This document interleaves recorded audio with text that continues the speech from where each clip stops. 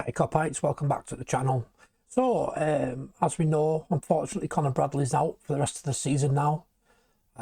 He's got to go for a knee operation, which is not great news. But apparently we're looking at a player I've covered before on my Wonder Kids series. He plays for Feyenoord. He plays right back, and he's called Givaro Reid.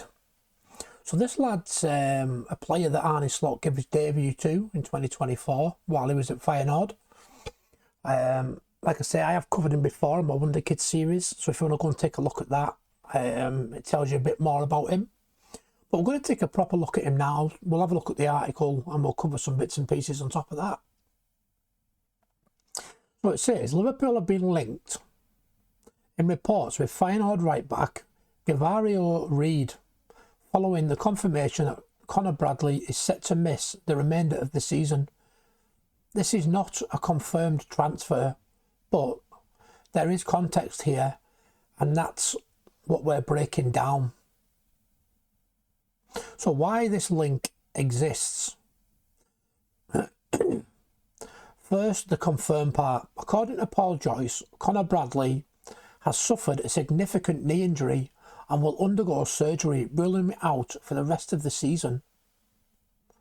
That immediately leaves Liverpool short at right back, especially in terms of depth. Once that news broke, reports began circulating linking Liverpool with several right-sided defenders, one of those names being Givaro Reid. So as we know, we have got Frimpong, but I think he's going to be more of a cover on the right wing for the foreseeable future. Well, for until Salah gets back at least. And then we've got Joe Gomez and Calvin Ramsey. So who is Givaro Reid? Reid is a 19-year-old right back currently at Feyenoord. And crucially, he made his senior debut under Arne Slot in February 2024. That connection is factual and important. He's known for high energy on the flank, comfortable in possession, tactical discipline rather than raw explosiveness. Liverpool fans will already recognise him from the Wonder Kids series, where he was highlighted as a long-term development project rather than the finished article. The link, what's actually being claimed. The current reports state that Liverpool are among clubs interested. Feyenoord would be open to selling for the right price. Other clubs, including Manchester City and Bayern Munich, are also mentioned. Here's the key point. There is no Tier 1 confirmation of talks, bids or negotiations. This is interest being reported, not a deal in motion. So when I say Tier 1, I'm talking about obviously Paul Joyce, David Ornstein, The Times, The Athletic, mainly for Joyce and Ornstein. Does the link make sense? From a logic standpoint, yes, it makes sense. Liverpool need right back depth. Slot knows the player. Reid fits the age and development profile Liverpool target.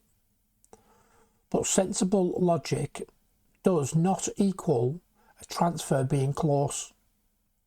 At this stage, this is the best described as a name that fits the situation, not a confirmed target. Important reality check. This would not be a plug-and-play signing. If Liverpool were to move for Reid, it would likely be squad depth, development focused, not someone replacing Bradley, minutes immediately.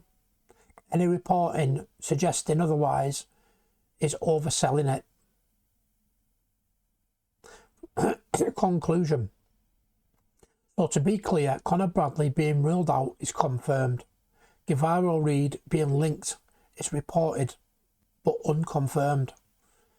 There is no evidence yet of Liverpool advancing this beyond monitoring or background interest.